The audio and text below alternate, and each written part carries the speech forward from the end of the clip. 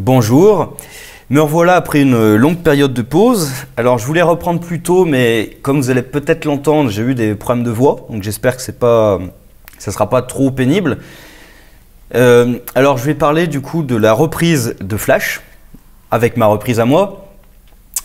Alors on commence pratiquement, même pas pratiquement, d'ailleurs directement après la fin de la saison précédente, avec Nora qui vient de se présenter à la Team Flash en tant que fille de Barry et Iris. Alors ils n'ont pas tant de mal que ça à y croire. Bon, après ils font quand même des tests, donc j'imagine qu'ils font des tests ADN, même si c'est pas dit explicitement, pour vérifier quand même. Et puis comme elle utilise la Speed Force, c'est vrai que tout de suite ça donne du crédit à ce qu'elle dit quand même. Donc cet épisode, il fait son taf, quoi. C'est un bon épisode de reprise. Tout ce qu'il y a au sujet de Nora, c'est expliqué. Il me semble pas qu'il y ait, à moins qu'il y ait des retournements, mais pour l'instant on sait à peu près tout ce qu'il y a à savoir sur elle. Le méchant est juste présenté à la toute fin. Il y a juste voilà, l'évocation du méchant. On ne sait pas ce qu'il veut, on ne sait pas qui il est. Voilà. On lance un tout petit peu l'intrigue aussi de Killer Frost.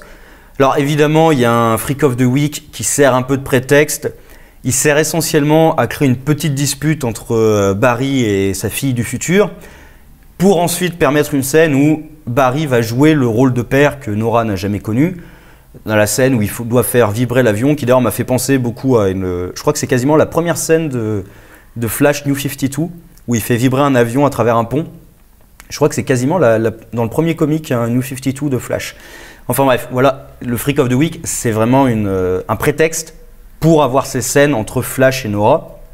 Sinon, il sert strictement à rien et on s'en fout. D'ailleurs, même les personnages, même Nora, elle dit normalement tu l'aurais battu en un seul combat, donc il n'y a aucun intérêt en fait à ce méchant. Bah, tout le monde est d'accord.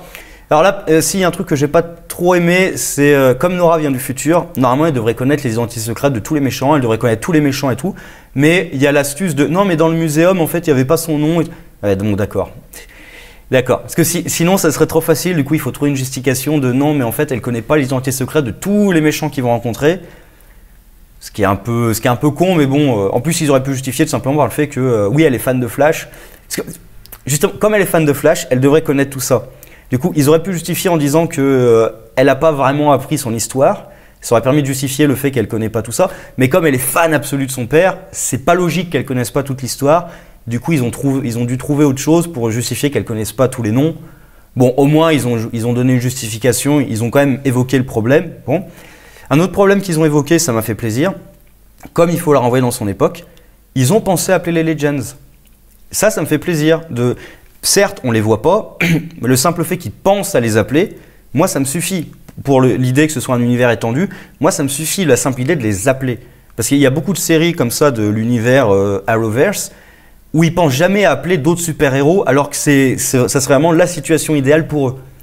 Et ça, c'est énervant. Là, ils y pensent et ils trouvent une justification, alors pseudo-scientifique, mais qui marche très bien sur le fait qu'elle a des tachyons négatifs, ce qui n'a strictement aucun sens, mais peu importe. Et même, ils réussissent à justifier pourquoi elle a ces tachyons négatifs. C'est elle qui, elle-même, s'est mis le truc pour ne pas rentrer dans son époque. Donc voilà, c'est bien justifié. L'épisode en lui-même, il est pas, voilà, c'est un épisode de début de saison, il n'est pas génial, mais on présente bien la situation, on présente bien les relations entre Nora et sa mère, qui, j'ai l'impression que Iris, elle cherche un peu une relation avec Nora, mais Nora, elle s'en fout un peu vu qu'elle a grandi avec sa mère toute sa vie, alors qu'elle est vraiment axée sur son père vu qu'elle ne l'a jamais connu. Et du coup, voilà, Flash, il va jouer un peu les mentors et tout. D'ailleurs, il y a la scène pas mal où justement Flash se rend compte qu'il y a un problème avec elle, où il comprend tout de suite, quand elle voit la photo, il comprend que c'est lui qui manque dans sa vie d'une façon ou d'une autre. Et il va la confronter, il y a la scène où il se rend compte qu'il a été absent pour quasiment toute la vie de sa fille. Et voilà, cette scène est plutôt pas mal. De toute façon, la relation Nora-Barry, ça me tente de la suivre un peu plus que ça. Killer Frost, on présente juste rapidement le fait que son père est encore en vie. Et il devrait avoir des informations sur Killer Frost, justement. Comme elle n'est toujours pas réapparue, cette personnalité. Il y a Ralph qui sert encore à faire du comic relief avec le fait que mais attendez, attendez, on peut voyager dans le temps.